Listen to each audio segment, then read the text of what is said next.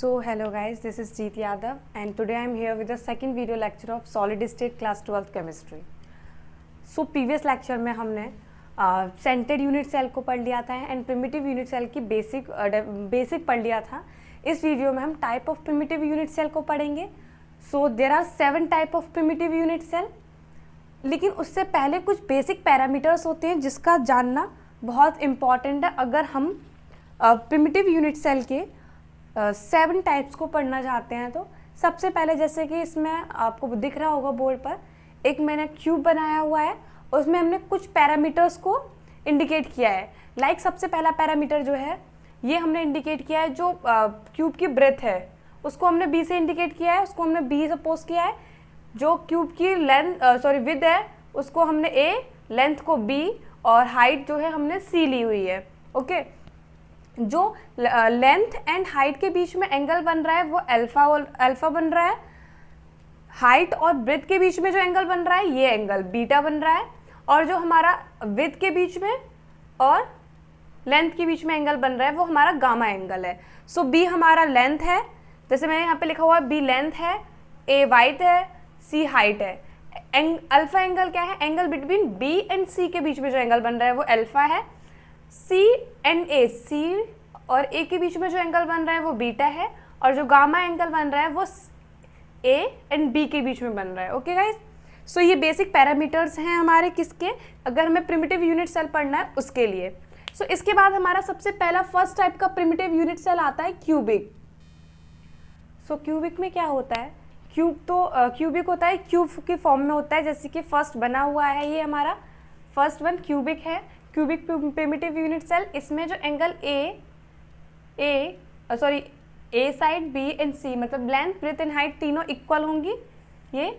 और जो इसमें अल्फा बीटा एंगल बनता है वो तीनों 90 डिग्री के बराबर होंगे, क्योंकि जब भी क्यूब होता है क्यूब के तो सारे जैसे क्यूब की length breadth height mutually perpendicular होती है एक दूसरे के, तो ये 90 डिग्री एंगल बनाते हैं. सेकंड आता है हमारा टेट्रागोनल. सो टेट्रागोनल में क्या होता है कि जैसे हमारे पास क्यूब है, हम क्यूब को लेकर के, जैसे हमारे पास ये क्यूब था, हमने क्यूब को क्या कर दिया, इसकी हाइट इंक्रीज कर देंगे बस.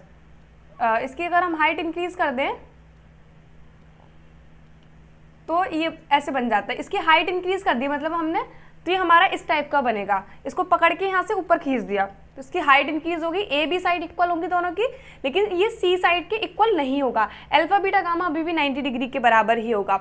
उसके बाद हमारा थर्ड आता है, थर्ड हमारा है ऑर्थोरोम्बिक. ऑर्थोरोम्बिक में क्या होता है कि हमने अभी क्या किया था, हमारे पास क्यूब, तब सबसे पहले क्यूब को उठाया हमने ऊपर से एंड ऊपर स्ट्रेच कर दिया तो इसकी हाइट इंक्रीज हो गई.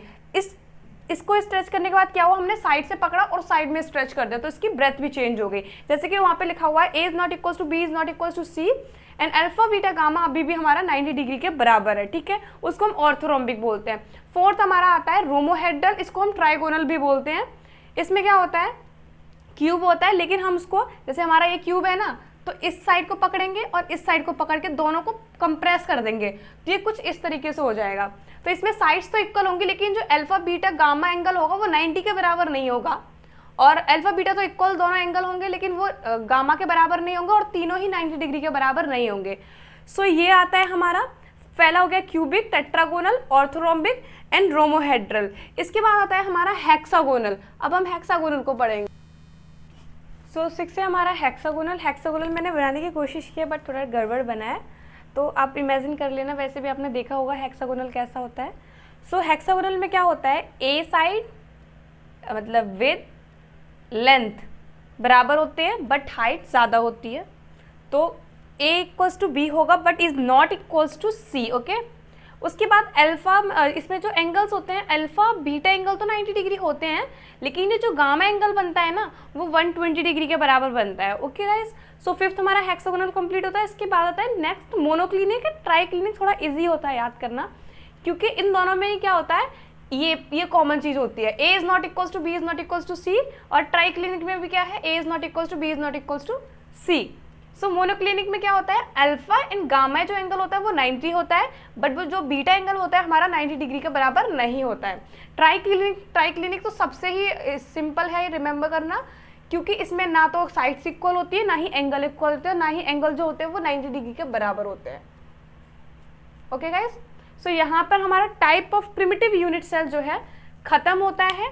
इसके बाद हम सेकंड अपना topic cover, so number of atom in a unit cell, ये हमारा सेकंड टॉपिक है जिसको हम अब कवर करने जा रहे हैं। सबसे पहले क्या होता है, जो हमारा क्रिस्टलेटिक होता है उसमें, जैसे ये हमारा क्रिस्टलेटिक है,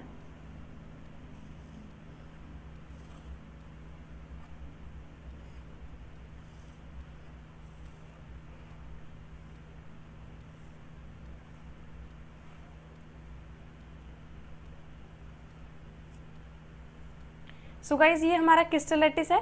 इसमें जो सबसे पहला पॉइंट है, each atom at a corner is shared among 8 adjacent unit cell, कि जितने भी कॉर्नर्स पे प्रेजेंट होते हैं, लाइक ये कॉर्नर्स पे एक एटम यहाँ प्रेजेंट होगा, एक यहाँ प्रेजेंट होगा, मतलब 8 कॉर्नर्स होते हैं एंड हर कॉर्नर पर एक एक एटम जो होगा वो प्रेजेंट होगा।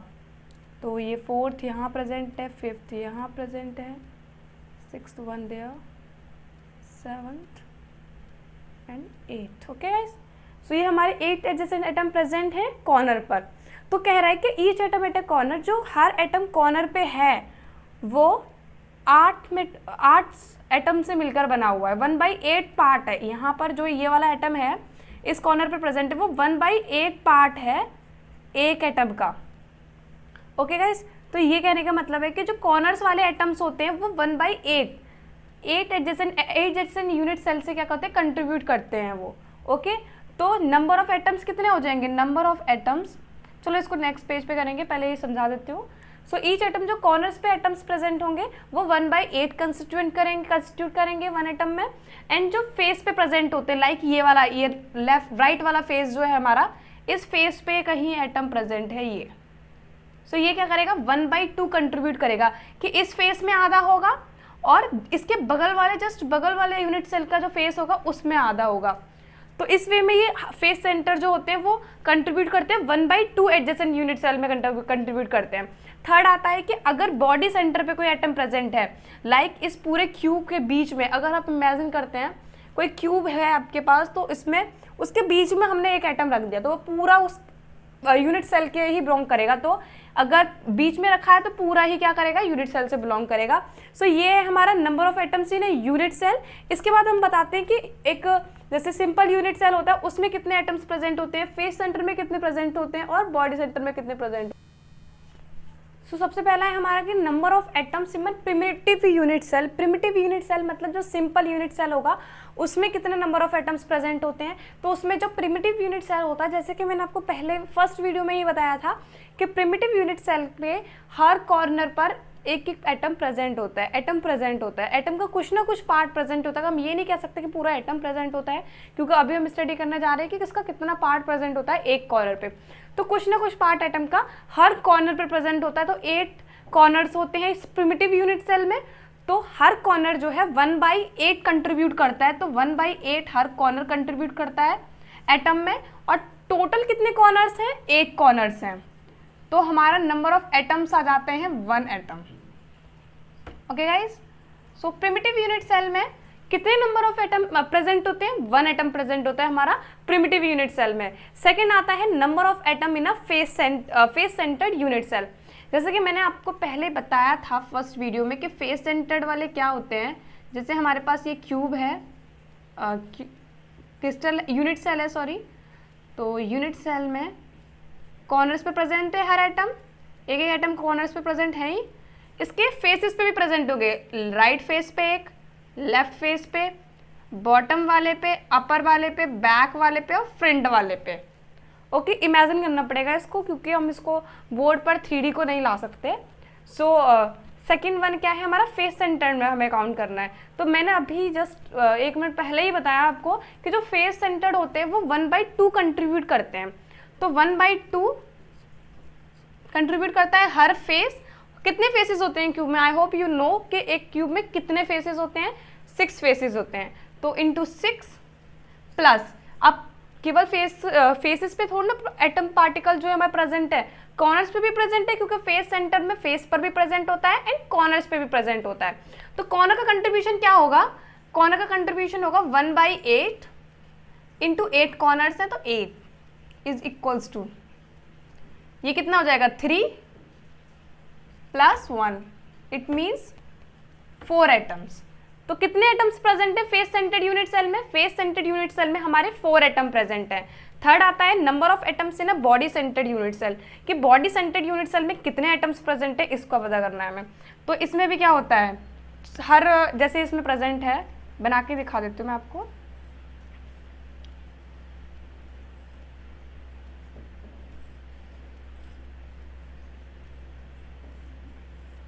कॉर्नर्स पे प्रेजेंट है, ये प्रेजेंट है, सारे कॉर्नर्स पे प्रेजेंट है, ये एक बीच में भी प्रेजेंट है, मिडल में, और जो बीच वाला होगा पूरा इसी को बिलोंग करेगा, किसी कोई शेयर ही नहीं करता है इसमें, क्योंकि वो प्रेजेंट बीच में प्रेजेंट है तो होल ही इसी को बिलोंग करता है। तो इसमें कितने होंगे नंबर ऑफ एटम्स? 1/8 कॉर्नर्स का कंट्रीब्यूशन कितना होगा? 1/8 × 8 और +1 बॉडी का कंट्रीब्यूशन, टोटल कितने हो जाएंगे? 2 atoms. Okay guys, so I hope it is clear कि जो नंबर ऑफ एटम्स होते हैं प्रिमिटिव यूनिट सेल में वो 1 होता है, क्योंकि इसमें केवल कॉर्नर्स पे प्रेजेंट होते हैं एटम, इसलिए कंट्रीब्यूशन 1/8 × 8 कॉर्नर्स होते तो 1 एटम हो जाएगा। Second face centred unit cell, face centred में कॉर्नर्स पर भी प्रेजेंट होते हैं एंड फेसेस पर भी प्रेजेंट होते हैं। फेसेस का कंट्रीब्यूशन होता है, एक फेस का कंट्रीब्यूशन होता है 1/2 एंड टोटल फेसेस होते हैं 6, तो 1/2 × 6 प्लस अब कॉर्नर्स का कंट्रीब्यूशन भी होगा तो 1/8 × 8, तो टोटल 4 एटम्स हो जाएंगे फेस सेंटर्ड में। And number of atoms in body centred unit cell, corners का होगा 1/8 कंट्रीब्यूशन × 8 एंड जो बॉडी सेंटर्ड होगा उसमें 1 पूरा बिलोंग करता है, तो इसके टोटल नंबर ऑफ एटम्स हो जाएंगे। सो गाइज ये है हमारा नंबर ऑफ, जो हमने अभी पढ़ा है कि कितना कंट्रीब्यूशन होता है, उसके बेसिस पर क्वेश्चंस हैं, कुछ 2 क्वेश्चंस लेकर आई हूँ मैं। सबसे पहला क्वेश्चन है कि इसमें बोल रहा है कि एक क्यूबिक यूनिट सेल है जो 2 एलिमेंट से मिलकर बना है, एक्स एंड वाई एलिमेंट है हमारे पास,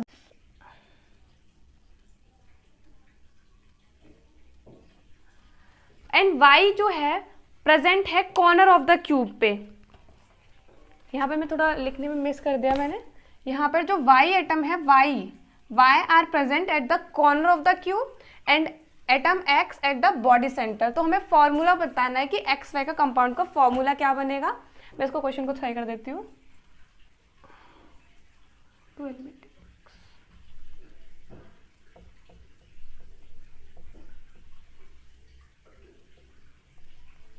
सो y हमारा कॉर्नर्स पे प्रेजेंट है क्यूब के, और जो x है वो बॉडी सेंटर पे प्रेजेंट है। तो हमें फॉर्मूला बताना है कि कंपाउंड का फॉर्मूला क्या बनेगा।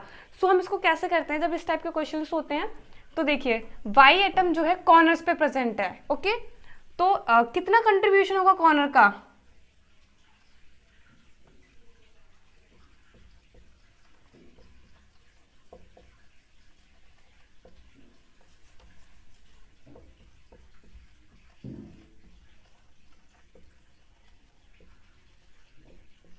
y में कितना होगा?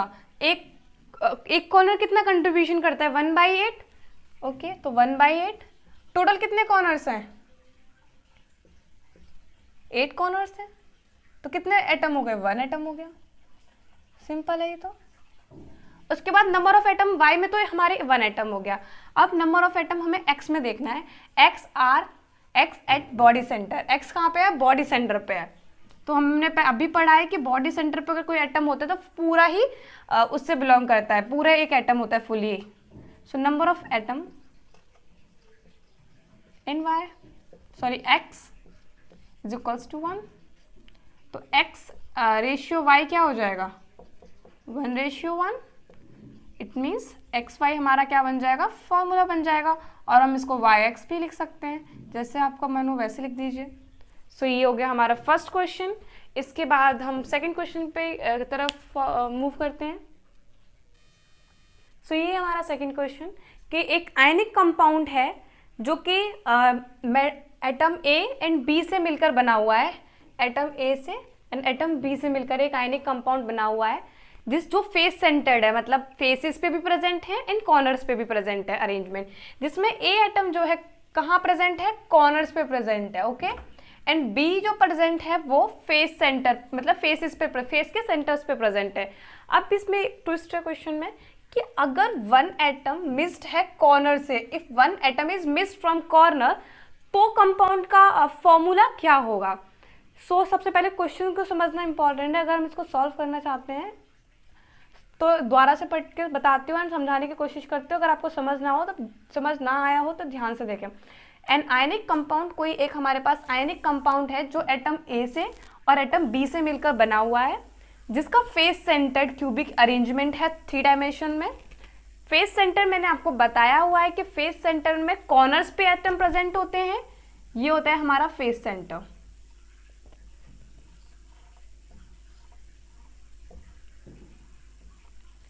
कॉर्नर्स पे प्रेजेंट है atom in this way and on each faces like this, this face it will look like a confusing something confusing because it is a board and we can't represent it 3D 3D things on the boards. So I hope you were getting in your mind कि इसको हम कैसे समझना है।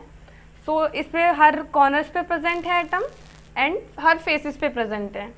so 1 2 3 4, ये थोड़ा similar सा लग रहा है, बट ये जो एक एटम है वो फ्रंट वाले फेस पे है and the other one is on the back one face. So I hope you are getting my point. So इस तरीके की अरेंजमेंट है एटम्स की ए और बी की। जो ए है वो कॉर्नर्स पे प्रेजेंट है, ये ए है, ये ए एटम है, ये भी ए, ये ए, ये ए, ये 8 एटम जो है वो ए है। और बी जो है वो कहाँ पे प्रेजेंट है, फेस सेंटर पे प्रेजेंट है। अब इसमें क्वेश्चन में क्या बोला कि वन एटम जो है मिस्ड है, one atom is missed from the corners, कि एक एटम कॉर्नर से नहीं है, मिस्ड है, वो क्रिस्टल में है ही नहीं, कहीं चला गया भाई। ठीक है, तो फॉर्मूला क्या हुआ कंपाउंड का, हमें ये निकालना है। ओके गाइस, सो कंट्रीब्यूशन क्या होता है कॉर्नर्स के लिए, contribution on corners,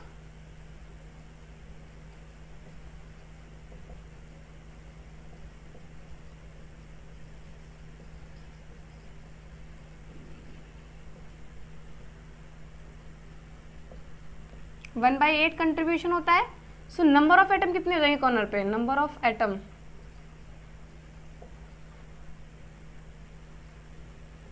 A corners पे प्रेजेंट है तो नंबर ऑफ एटम ए निकालेंगे हम, 1/8 इंटू, अब एक हमने जो ट्विस्ट था कि one atom is missed from corner, total 8 atom होते हैं लेकिन उसमें से एक गायब है, तो कितने बचे 7, दिस वन इज 7, 8 की जगह 7 आएगा, तो ये हो जाएगा हमारा 7/8। ओके गाइस, उसके बाद कंट्रीब्यूशन,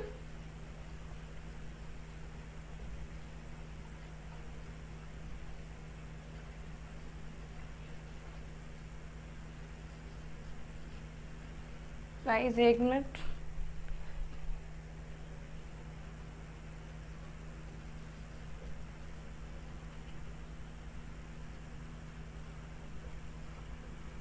फेस पे कितना कंट्रीब्यूशन होता है 1/2। सो नंबर ऑफ एटम कितने हो जाएंगे, number of atom of b is equals to 1/2 into 6 equals to 3 हो जाएगा। Okay guys, so a and b का रेशियो क्या होगा 7/8 रेशियो 3। तो जब हम इसको सॉल्व करेंगे तो ए हमारा आएगा 7 एंड बी आएगा 24। तो ये हमारा कंपाउंड का फॉर्मूला निकल के आ जाता है। आई होप आपको क्लियर हो। मैं एक बार फिर से समझाने की कोशिश करती हूँ, अगर आपको डाउट हो तो एक बार फिर से देख लें। सो सबसे पहले हमारे पास एक आयनिक कंपाउंड है जो एटम ए एंड बी से मिलकर बना हुआ है। उसकी फेस सेंटर अरेंजमेंट है जिसमें एटम ए कॉर्नर्स पे प्रेजेंट है, एटम बी जो है वो फेस सेंटर पे प्रेजेंट है। इसके बाद इसने बोला कि एक एटम जो है मिस्ड है कॉर्नर से। ओके गाइस, हमें इसका फॉर्मूला बताना है। सबसे पहले कंट्रीब्यूशन कितना है, कॉर्नर का कंट्रीब्यूशन हमने अभी पढ़ा कि 1/8 पार्ट जो है कंट्रीब्यूट करता है हर कॉर्नर। उसके बाद तो नंबर ऑफ एटम्स कितने प्रेजेंट होंगे कॉर्नर पे 1/8 इंटू 7, क्योंकि एक टोटल 8 कॉर्नर्स होते हैं लेकिन उसमें से एक एटम जो है मिस्ड है, तो 1/8 इंटू 7 तो ये जाएगा हमारा 7/8। उसके बाद कंट्रीब्यूशन जो एटम का फेस पे होता है वो 1/2 होता है, हमने पढ़ा हुआ है अभी। तो नंबर ऑफ एटम कितने हो जाएंगे बी के 1/2 इंटू 6, क्योंकि 6 टोटल फेसेस होते हैं तो 3 एटम्स हो जाएंगे। अब ए बी का रेशियो 7/8 इंटू 3 है। अगर आपको ये सॉल्व करना नहीं आ रहा है तो मैं आपको बता देती हूँ कि ए कितना है 7/8 है एंड बी कितना है 3 है। तो अगर हमें इसको 8 को खत्म करना तो यहाँ पे मल्टीप्लाई करेंगे 8 से, तो यहाँ पर भी 8 से मल्टीप्लाई करने पड़ेगी, ये कट जाएगा, तो ए 7 और बी 3 8 24। ओके गाइस, तो इस तरीके से मैंने ये किया है। सो यहाँ पर हमारा ये खत्म होता है। अब तीसरा टॉपिक आता है कि पैकिंग इन क्रिस्टल कैसे होती है, वो हम स्टडी करेंगे। सो अब हमारा टॉपिक है पैकिंग इन क्रिस्टल की पैकिंग कैसे होती है क्रिस्टल में, एटम्स कैसे कैसे प्रेजेंट होते हैं। 1 डायमेंशन में होती है पैकिंग, 2 डायमेंशन में होती है, 3 डायमेंशन में होती है। सबसे पहले हम क्लोज पैकिंग इन 1 डायमेंशन पढ़ेंगे। क्लोज पैकिंग इन 1 डायमेंशन कैसे होती है कि 1 डायमेंशन का मतलब होता है किसी एक डायरेक्शन में। तो जैसे हमारे 3 डायमेंशन होते हैं, ये x, y and z। Okay guys, तो किसी एक डायरेक्शन में जब होती है ना, तो उसको हम 1 डायमेंशन क्लोज पैकिंग बोलते हैं। तो जो हम जैसे हमने एक डायरेक्शन में क्लोज पैकिंग की है, ये एटम प्रेजेंट है, फिर एटम, फिर एटम, फिर एटम, इन दिस वे हमें 1 डायमेंशन में करनी होती है। यहाँ पे क्या होता है कि जैसे मैंने यहाँ पे लिखा हुआ है कोऑर्डिनेशन नंबर 2 होता है। तो अब क्वेश्चन अराइज होता है कि कोऑर्डिनेशन नंबर क्या होता है। तो जो कोऑर्डिनेशन नंबर क्या होता है कि जो किसी भी एटम के नेबर में कितने एटम्स प्रेजेंट हैं, उनका नंबर जो होता है उसको हम कोऑर्डिनेशन नंबर बोलते हैं। So coordination number is the number of atom which are present और which is around a particular atom. Okay, जैसे हम इसमें है ये वाले, अगर हम इस वाले एटम को लें तो इसके आसपास कितने एटम प्रेजेंट हैं, एक तो ये प्रेजेंट है और एक ये प्रेजेंट है, बस 2 ही प्रेजेंट हैं। इसके नेबर तो 2 ही हैं, ये हैं बट दूर दूर हैं, तो इसका कोऑर्डिनेशन नंबर हो जाएगा 2। ओके गाइस, सेकंड आता है हमारा क्लोज पैकिंग इन 2 डायमेंशन कि 2 डायमेंशन में क्लोज पैकिंग कैसे होती है कि एक डायरेक्शन में ये हो गई, अब दूसरी डायरेक्शन में भी, लाइक इसमें ये इस क्लोज पैकिंग इस एक डायरेक्शन में, इन दिस डायरेक्शन ये एक हो गई, और दूसरी डायरेक्शन में भी हो रही है, 2 डायरेक्शन हो गए। ओके गाइस, तो क्लोज पैकिंग जो 2 डायमेंशन में होती है वो 2 टाइप की होती है, square close packing and hexagonal close packing. अब आप सोच रहे होंगे स्क्वायर नाम क्यों रखा है इसका, इसमें स्क्वायर जैसा तो कुछ है ही नहीं, और उसका हेक्सागोनल नाम क्यों रखा है, क्योंकि इसमें हेक्सागोनल जैसा भी कुछ नहीं है। तो इसको मैं बता देती हूँ कि स्क्वायर क्लोज पैकिंग का मतलब होता है, स्क्वायर क्लोज पैकिंग में क्या होता है, जैसे मैं अभी आपको बताती हूँ स्क्वायर क्यों लिखा है इसका। देखिए यहाँ पे, अगर यहाँ पे हम कोऑर्डिनेशन नंबर निकालने की कोशिश करें, तो जो कोऑर्डिनेशन नंबर है, जैसे हम इस एटम का निकालते हैं कोऑर्डिनेशन नंबर, ये जो एटम से ही टच नहीं कर रहे हैं, एक ये एटम टच करेगा, this one, this one, this one and this, ये वाला नहीं, सॉरी ये वाला, ये जो 4 एटम्स हैं वही इनको क्या करेंगे, ये एटम, ये एटम, ये एंड ये 4 क्या कर रहे हैं, इसको टच कर रहे हैं, इसके पास इससे जुड़े हुए हैं। तो देखिए स्क्वायर बन रहा है एक, जब हम इन चारों को ज्वाइन करते हैं एक लाइन से तो ये स्क्वायर बन रहा है। इसी वजह से इसका नाम क्या है, स्क्वायर क्लोज पैकिंग रखा हुआ है। ठीक है, यहाँ पे कोऑर्डिनेशन नंबर क्या होता है,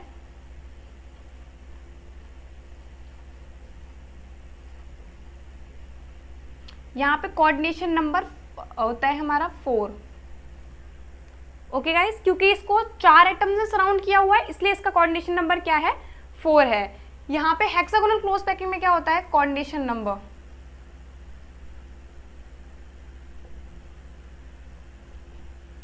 6 होता है।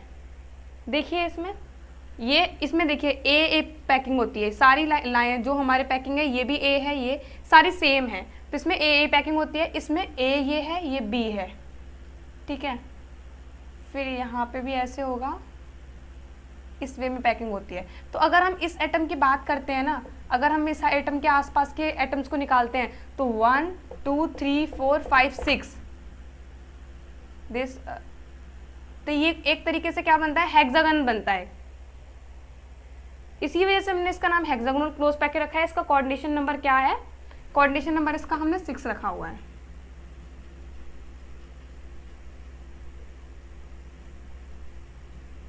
Okay guys, I hope it is clear. अब हमारा थर्ड आता है कि close packing in 3 dimension. 3 dimension में क्लोज पैकिंग। सो तीसरी है हमारी close packing in 3 dimension. 3 dimension में 2 टाइप से क्लोज पैकिंग होती है, hexagonal close packing and square close packing. Hexagonal close packing को हम HC भी बोलते हैं और AB पैकिंग बोलते हैं। ओके गाइस, तो AB पैकिंग में क्या होता है, जैसे हमारे पास एक ये है, ए लेयर है हमारे पास, ये ओके ए है, ये इसके डिप्रेशन में हमने दूसरी बी लेयर बनाई है। ठीक है, तो ये बी, फिर से ए आएगी, फिर से बी आएगी, इस तरीके से पैकिंग होगी और ये ऊपर की साइड निकल के आएगी, मतलब इसकी जो जेड डायरेक्शन में भी ये बाहर की साइड आएगी। तो इसको हम हेक्सागोनल क्लोज पैकिंग बोलते हैं। यहाँ पे कोऑर्डिनेशन नंबर होता है, किसी भी एक पार्टिकुलर एटम अगर हम उठा लेते हैं कोई सा भी, तो उसके आसपास के जो एटम नेबरिंग एटम्स होते हैं वो 12 होते हैं, इसलिए इसका कोऑर्डिनेशन नंबर होता है 12। ठीक है, सेकंड आता है स्क्वायर क्लोज पैकिंग, इसको हम फेस सेंटर क्यूबिक बोलते हैं और सीसीपी भी बोलते हैं, और इसको एबीसी पैकिंग बोलते हैं। यहाँ पर भी कोऑर्डिनेशन नंबर हमारा 12 ही होता है। ओके गाइस, इसमें क्या होता है, एक लेयर होगी ए की, ए है ये, उसके बाद दूसरी लेयर होगी इसकी डिप्रेशन में इस तरीके से, ये बी होगी, फिर तीसरी लेयर क्या होगी, इनके डिप्रेशन में होगी, फिर ए लेयर होगी, फिर इसके डिप्रेशन में बी, तो ए बी सी लेयर, इस तरीके से ये बढ़ता है। इसमें यहाँ पे भी कोऑर्डिनेशन नंबर क्या होता है, 12 होता है। सो गाइस, यहाँ तक हमारा पैकिंग इन क्रिस्टल हो चुका है। इसके आगे हम जो है नेक्स्ट वीडियो में कंटिन्यू करेंगे। आई होप आपको पसंद आया हो। अगर आप लोगों को कोई भी किसी भी टॉपिक में डाउट हो या फिर दोबारा से पढ़ना हो या फिर कोई क्वेश्चन हो, तो आप मुझे कमेंट करके बता सकते हैं, मैं उसको सॉल्व करने की पूरी कोशिश करूँगी। एंड अगर आपको वीडियो पसंद आए तो आप लाइक करें एंड सब्सक्राइब करें। Thank you so much.